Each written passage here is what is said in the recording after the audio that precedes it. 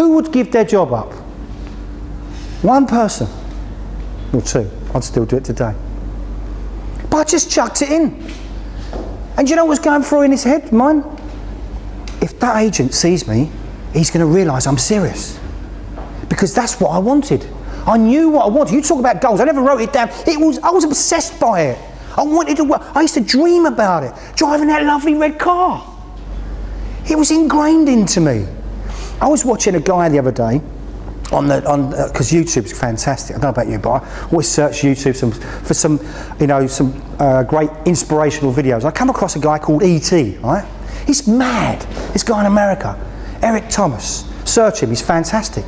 And he was talking about, he was telling a story about a man who wanted to be successful. And he said, he spoke to this other guy who was really, really wealthy. He said, I want to be successful. He said, how successful do you want to be? He went, really successful. He said, what would you prepare to do? He said, anything. He said, good. Meet me on the beach in the morning at 4 o'clock.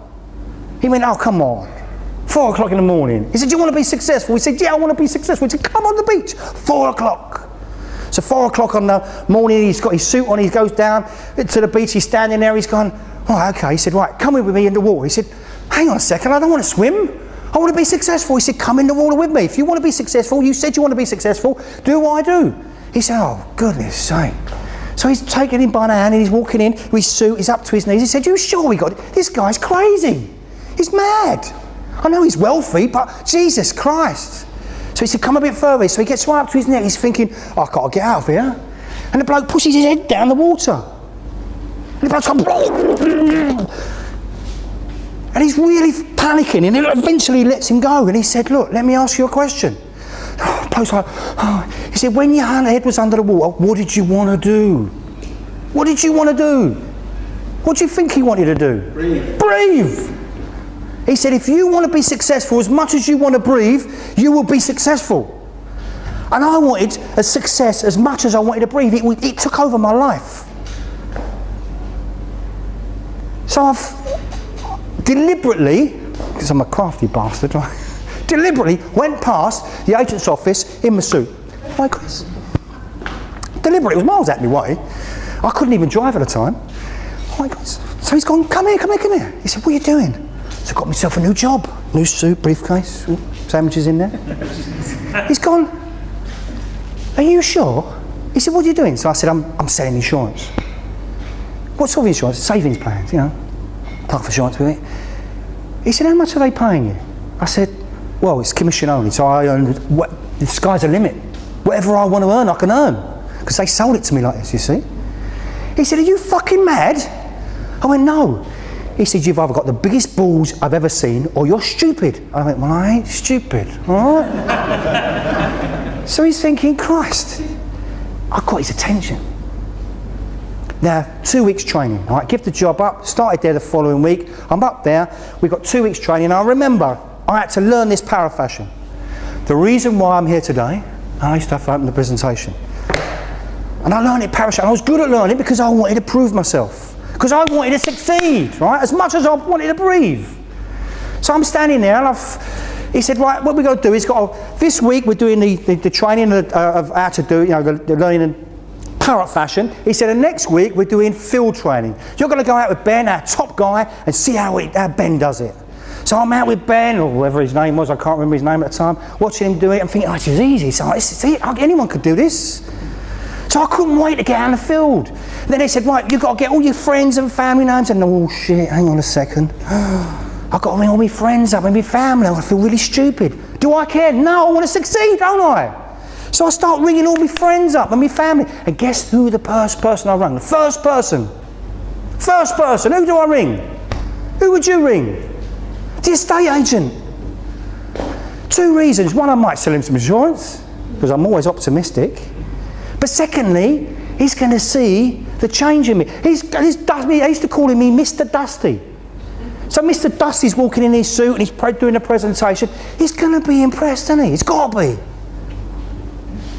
So I went to see, I phoned him up, I said, Chris, any chance I could come and see you? He went, fuck it, do you know what? I'm so glad you rang. I wanted to see you. And I'm thinking, he wants some life assurance. He knows what I'm doing. So he said, can you come down tonight? Now, this was on Friday afternoon. Now, I don't drink nowadays, but I used to in them days, and I used to like a little tipple, and there was a big party that night for the end of the 2 weeks training. Another decision I've got to make.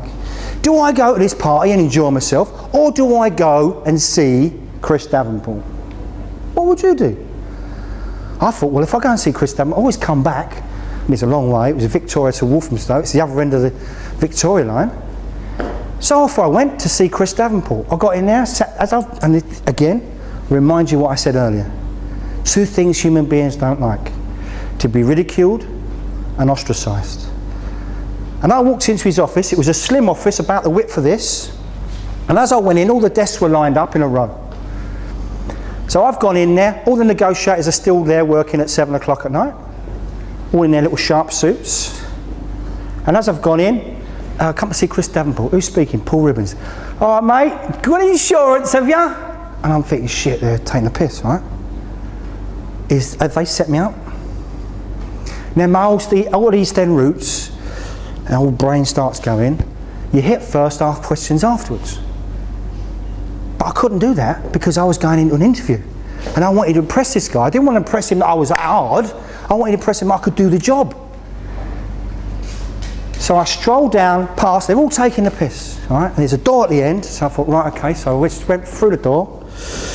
I didn't even know about managing states at the time, but I was managing my state it was really coming up inside me. Big deep breath, banged on the door, Chris Davenport's come in, and there's another bloke sitting down.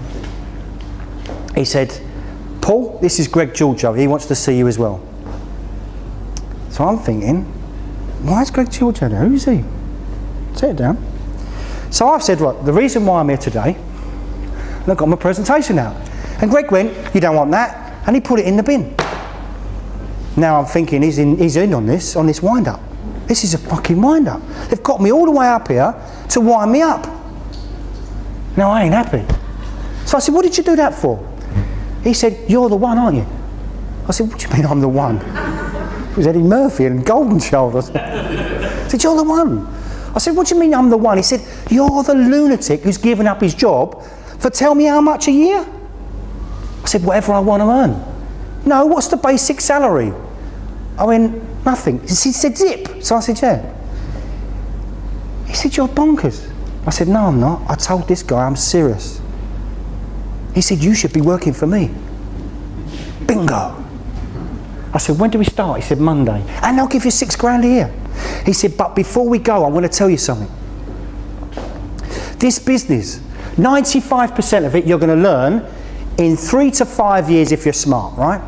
You'll learn about deeds of variations. You'll learn about possessory titles, sagging roofs, timber and damp. You'll learn about building regulations. He said, but the other 5% is going to take you all your life to learn. And do you know what that is? It's people. This is a people business. I hear that cliche all the time. It's one of the best things I've ever learned in my 25 years in property. This has got nothing to do with property. Property is the commodity that we trade. That's all it is. We're dealing with individuals.